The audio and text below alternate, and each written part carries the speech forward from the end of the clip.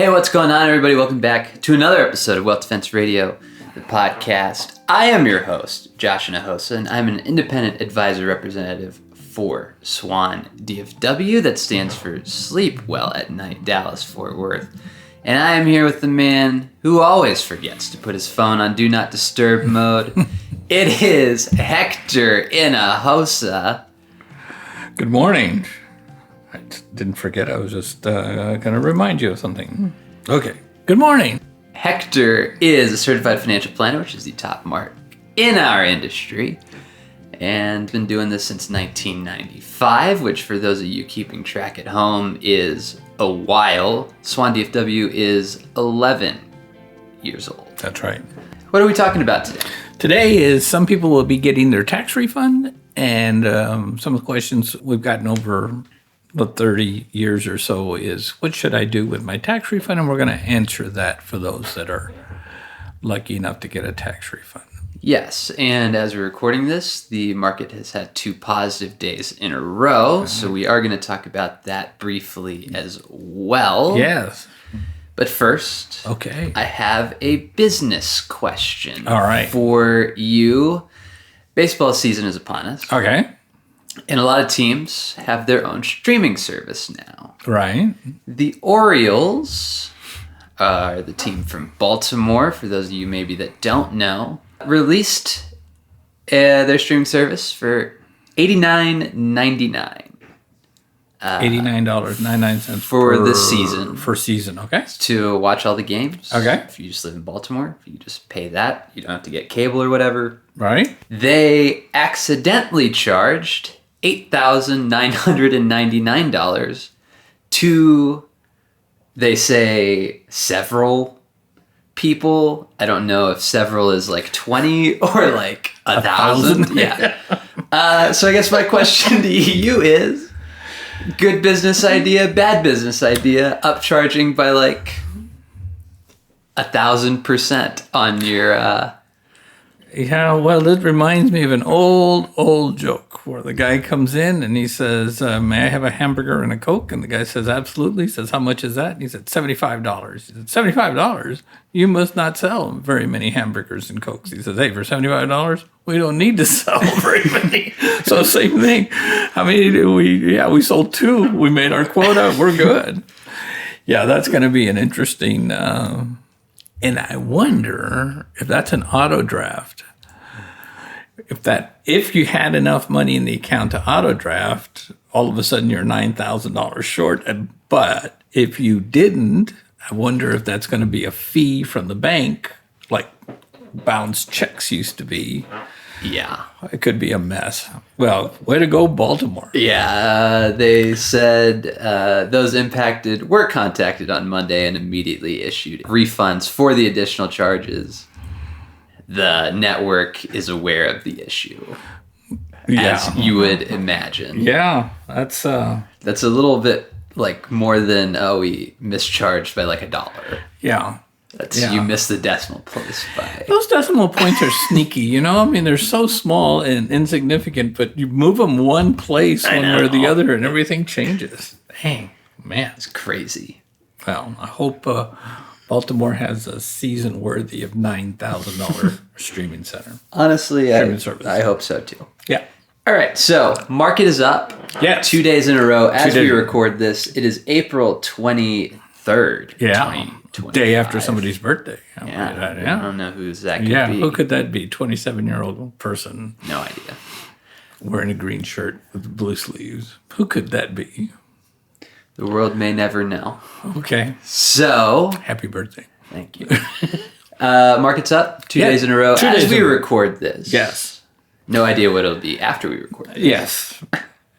2 schools of thought, and I agree with both of them. One is this is just a bear market rally, and we're having a good couple of days in a long-term decline. The other school of thought is that all bear markets that go on long-term start with a bull market rally.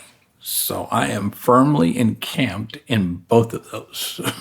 Okay. Yeah, I think, at least for the near future, in the near future could mean the next hour or day or because the challenge with today's market is we're moving not on fundamentals or news or earnings or new products. We're moving on tweets and social media posts and offhanded remarks made by the current administration as they're walking off stages. And doesn't make for a healthy market, because, 2 days ago, the administration was talking about firing Powell, and that dumped the market 1,000 points. And last night they said, no, we're not going to fire him.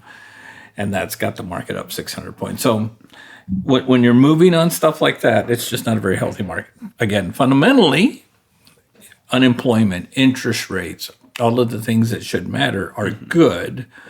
We just need to be consistent to figure out exactly what the tariffs, what it's going to be, and it's going to be for a long term. And I think we'll have a rally, but I don't know if this is the one or not. So just for a fundamental question, because I think this would be a pretty common one for those people that maybe aren't as in tune with market terminology. Okay. We explain what a bear market is and what a bull market is, or what the tendency or thought is behind it. Quickly. Bears mean a down market. Bears like to hibernate. Bears just don't like to do a lot of things. And so when we say a bear market, we're talking about a market that's going down, or at least not going up. Okay. But so that's a bearish feelings, bearish thoughts, but all of that in the market is a market that's going down. A bull is some and that's an animal that's jumping around and breaking things and is doing stuff. And for us, it means a market that's going up. So bull market's good, bear market's not so good. Okay. There you go. There you go. If you didn't know, now you know. Now you know. So let's move on to our main topic of the day, and that is 6 smart ways to use your tax refund. It's tax season. You probably just did your taxes unless you filed an extension. Yeah, well, some people had to, because, But yeah, this is a pretty topical one. A lot of people get refunds. Sometimes. Depends. So if you did, this is 6 things that you could maybe do with said refund. And the first one is paying down some debt. Yeah, I think that's important. Let me back up a minute. If you're getting a huge refund, people are all excited because look at all the big refund that I got. It's like a gift from the government. No. Usually it's your money coming back to you without any interest. And so you might want to check your withholdings if this is going on all the time, and maybe better invest that money monthly. But for some people, this is the only way they can save, is take the money out of my paycheck and then send it back to me even without interest at the end of the year, and that's my vacation or my taxes or whatever. And that, that's a funny way of doing it. But if that's what works for you, I would suggest that maybe taking the money out of your paycheck and putting it in your 401k might make more sense, but something to think about. Yeah. So yeah, if you're getting a refund, paying down debt, especially credit card debt, is a really smart idea, because most credit cards are going to be in the vicinity of 18 to 24% interest. And the quicker we can get those paid off, the better off you're going to be long term. So if you got some debt to pay off, pay it off. And that could be, any kind of debt. It could be credit card debt, could be student debt, could be anything. And of course, I think we did a how to pay off debt thing a while back. Mm-hmm. If you got a $2,000 refund, say, and you got one $10,000 credit card, and then you've got 2 other debts that are maybe $800 and $500, pay off the smaller debt first. 2 things happen. Now you freed up whatever you were paying them, you can pay it on the bigger thing. And 2, there's something about our psyche that likes finishing things off. And so when you pay down and close an account and say, okay, I'm done paying that, it sets you up for more success. So pay off the little ones if you can, but that would be a good place to think about taking some of your tax refund. The next thing, the second thing here, is start or you already have one, build up your emergency fund.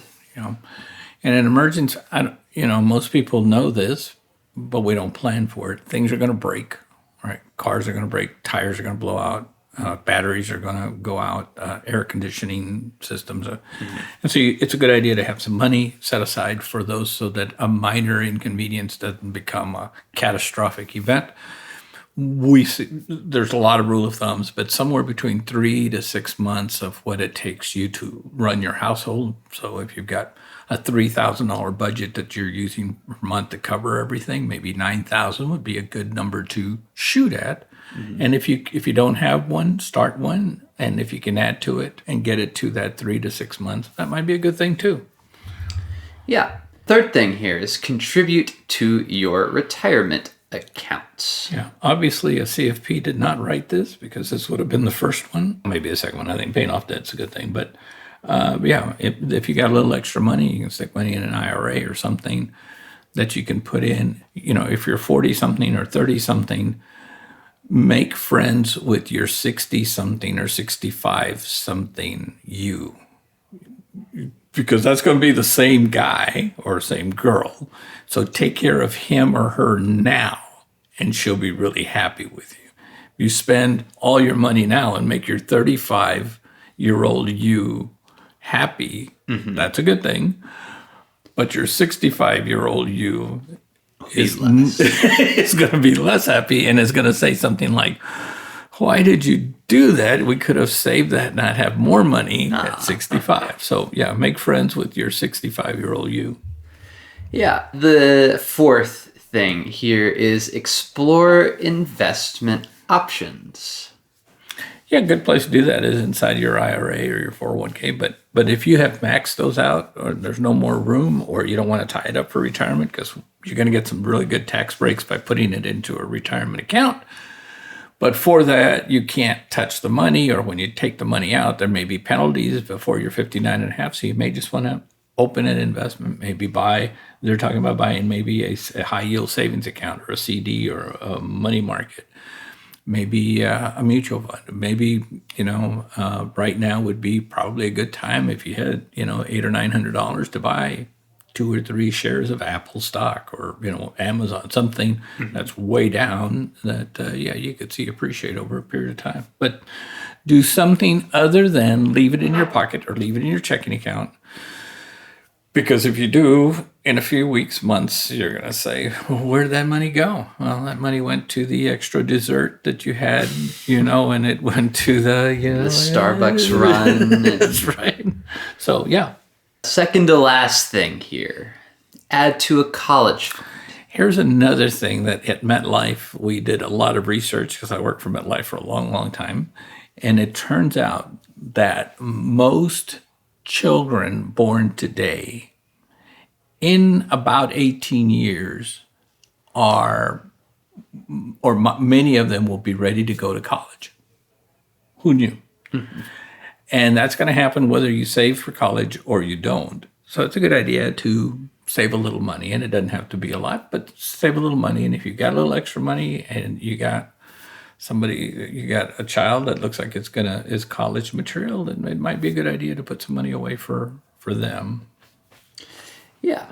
And the last thing here is purchase life insurance. Yeah, boy, this is the one that people dislike the most. For the first reason for life insurance is if something catastrophic happens, especially to the main breadwinner, you want to make sure that the family standard of living stays the same. So that's a good thing. But the other thing is most of us start thinking in terms of, okay, I want to leave money to my kids or my grandkids. Well, the cheapest way to do that is life insurance. And so if you're properly insured, then you might want to think about legacy planning. That's buying a life insurance policy that no matter when you die, there's going to be money. So you can spend all your money and your kids will still like you. But if you're not properly insured, you want to make sure that you do, so something does happen to you or again, the main breadwinner in the family, standard of living stays the same. You're not having to sell homes. You're not having to move in with somebody. The survivors aren't. So it's a good place to look and make sure you've got that covered. Yeah. A good financial plan will get that covered for you, though. Yes. And if you want to talk to 2 professional financial planners, who do happen to podcast on the side. Yeah. One of which whose birthday was yesterday as we Yeah. record this.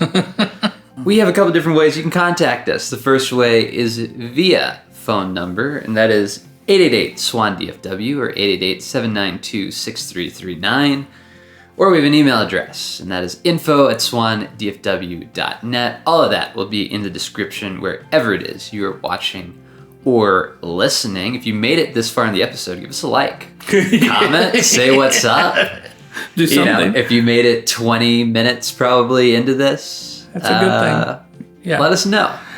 And if you get a refund and you're not sure where to do it, creating a very quick financial plan that we'll do for you for no charge will give you an idea. Will give us an idea of where maybe your priorities should be. But give us a call, have a conversation. I think we're pretty nice guys. Some people think we're not. People would say. That's what people say. Yeah. What can I say? So, thank you guys for listening. Yeah, thank you, and have a blessed day. The preceding content is informational only and based on information available when created. It is not an offer or solicitation, nor is it tax or legal advice. It does not consider your financial circumstances and objectives and may not be suitable for you.